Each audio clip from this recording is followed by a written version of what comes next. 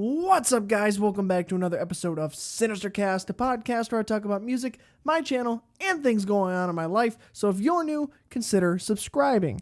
Now today I have a few things that I would like to talk to you guys about that have kind of pissed me off recently. So the first one being a statement from YouTube. Not too long ago, YouTube sent out like an email and a notification and some other stuff to, I don't know if it's just creators or anyone with a YouTube account or a Google account or whatever. But it basically said it limited creators even more than they already have.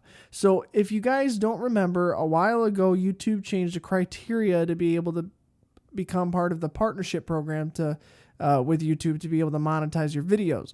You need 1,000 subscribers and at least 4,000 hours of watch time in a 12-month period. Well, now they've added something to that limitation. Now it's not only can you not monetize your videos until you meet that criteria, you can no longer live stream from your phone. Like mobile live streaming is only available for people with 1,000 subscribers and 4,000 hours of watch time in a 12-month period.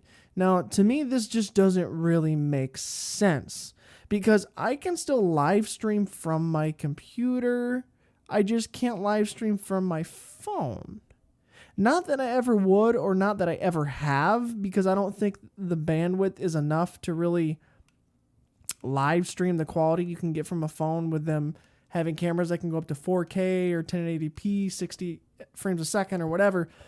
Just the bandwidth isn't enough.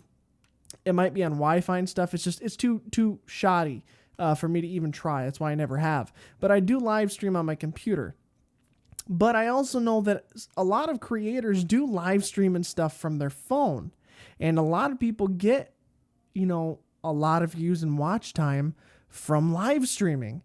And now YouTube is just restricting people even more. Like, it doesn't necessarily piss me off because it affects me so much, but one, it affects other people who do use that, and two, what are they going to do next? Because they start adding things to it. Eventually, you're not going to be able to do shit.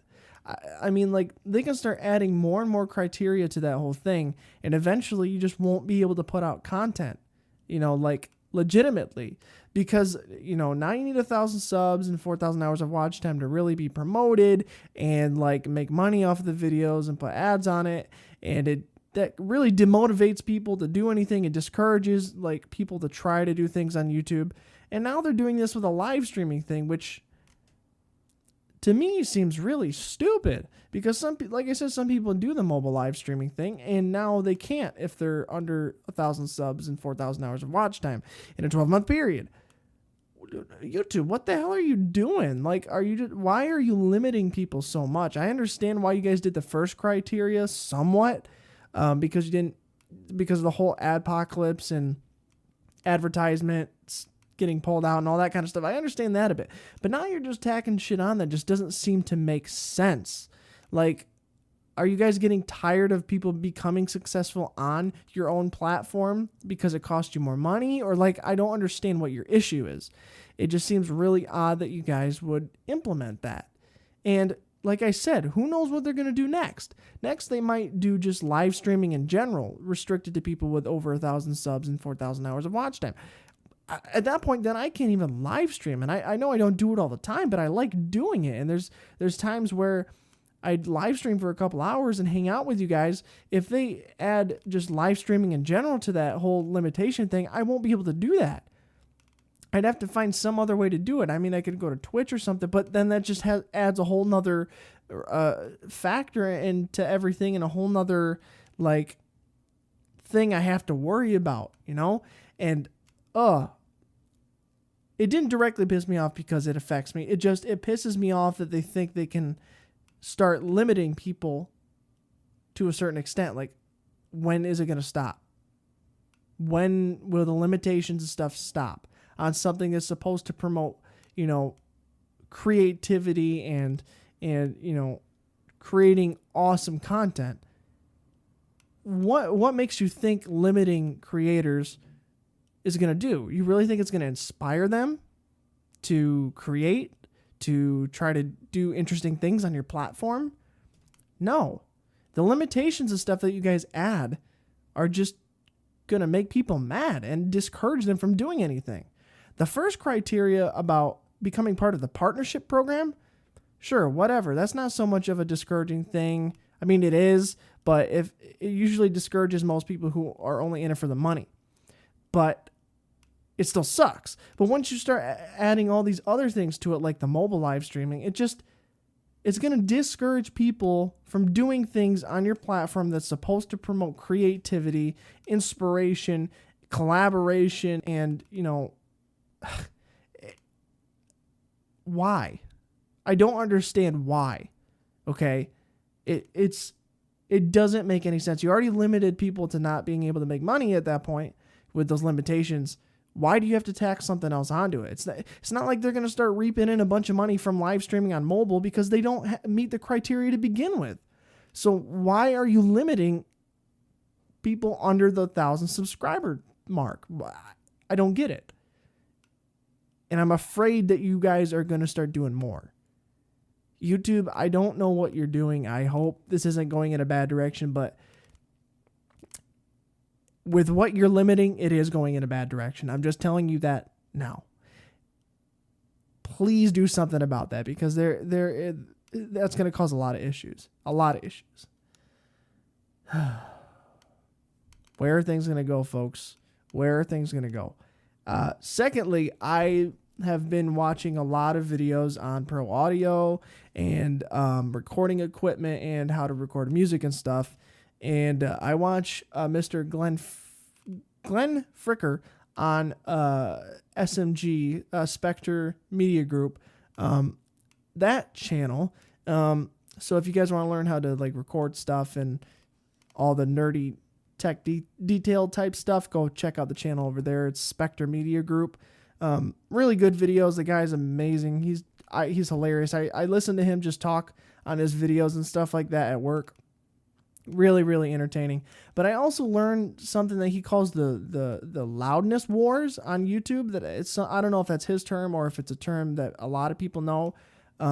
But it has to do with the way YouTube compresses videos. So YouTube, when you upload a video, will compress the video and the audio in order to be able to upload the amount of content every day that YouTube does as a whole, from millions and millions of people uploading videos every single day from around the world. So it has to kind of compress everything in a way to be able to keep the platform afloat without it crashing. But what I didn't know is that they really crank down on your volume. So in the simplest terms, when I make a cover or any kind of song, I record it and I mix it and then I master it. And the mastering process is basically a way to do some final polishing and stuff, but it is also to increase the volume of the song as much as you can without it distorting and peaking, so that you can have the song at a really good volume and that it's not super quiet. Well, YouTube is really crushing down on videos with loud volume. So if I want to upload a cover and stuff, I've been kind of noticing this with my videos after I upload them. They seem quieter than they should be. And it's because I master the songs to be as loud as they can be without distorting. And once I get them up on YouTube, it squashes down on the volume because it's so loud. And at this point, and from what I've heard, it's almost better to leave more room in your master, which means not crank it all the way as far as you can, but leave some room. Otherwise, YouTube is going to smash down on it. And I think that's kind of dumb. I really think that's kind of dumb. And I get why. It's probably those instances where people upload videos where it's super quiet and it's kind of a prank or a troll video. It's super quiet and all of a sudden you get this really loud, blistering, blaring, distorted volume increase. And I think that's probably where they were trying to, or that's probably what they were trying to address with that whole system that they use to compress the audio and everything. but it's starting to, I don't know. It's not completely pissing me off. It's kind of an inconvenience because now I'm going to have to tweak around with the volume and the way I master songs in order to get them at a decent volume, because I shit you not, I've been kind of listening back to some of my videos and stuff, and I'm like, I thought I mastered this to be really loud. Why is it so quiet? And it's because of YouTube. It's because it compresses it down. So like I'll go play one of my covers or something on YouTube and listen to it at a good volume, and then I'll listen to it on my computer like the raw file before it was uploaded to YouTube, and the actual master file is a lot louder. So YouTube really crushes down on the volume, and I don't see this so much as a problem because I understand why they're doing it. I just see it more of as an inconvenience, because it adds an extra sense of work that I have to do in order to get my videos where I want them to be in terms of sound. It's just kind of an annoyance. It's a nuisance at this point, and it's not something that I want to have to deal with, because now I kind of have to change my strategy and the way that I master my songs, which is not always good, because I learned to master my songs a certain way so as to upload or to distribute them as close to production studio quality as possible, which is the method I use to master my songs. Now I'm going to have to change that for YouTube, which kind of goes against what you normally would do to master a song. So I don't want it to kind of screw up my learning and stuff, because I'm still learning about how to record and about pro audio and mixing and mastering and stuff like that, and I'm still experimenting and stuff. But now with YouTube having to do all this volume compression and stuff with the Loudness Wars or whatever you want to call it, or volume wars or whatever, it throws a wrench into the whole mechanism of everything, because now it's an extra step that I have to take, or multiple steps, because I'm going to have to experiment to see what kind of mastering situation I can do to get the max volume on YouTube. And then I'll have to do a separate master for the song itself to distribute on Patreon and everything else. So it's just kind of a pain in the ass at this point. I don't know. It's just, I don't know.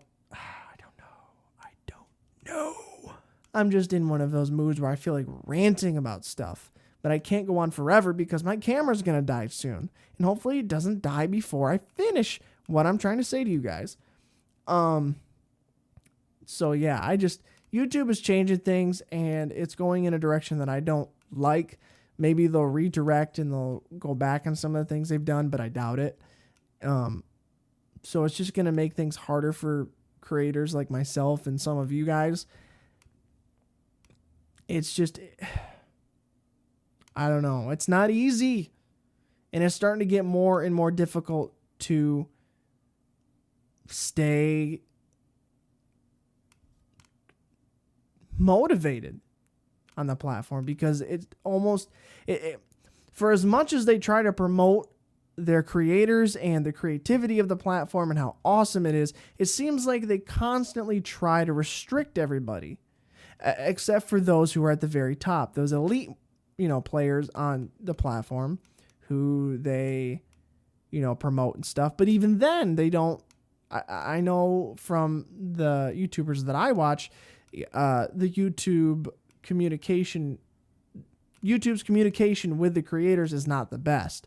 And I know I've seen videos of representatives of YouTube saying that they're going to try to work on that, but I don't think it's shown any significant change thus far.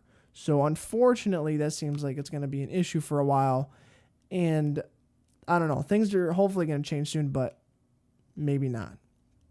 But I just wanted to rant to you guys in today's episode. I'm back on my desk for this episode with my good microphone and everything. So it's good to be back in the normal, original podcasting situation for now.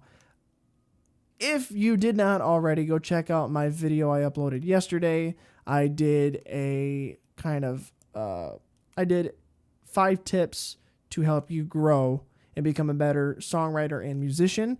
It's a little bit different than what I've done before, but I was inspired by a video I made a long time ago on my old gaming channel and thought that it was time to revamp that idea and put it out for you guys, because I know you guys can learn from it and gain something from it.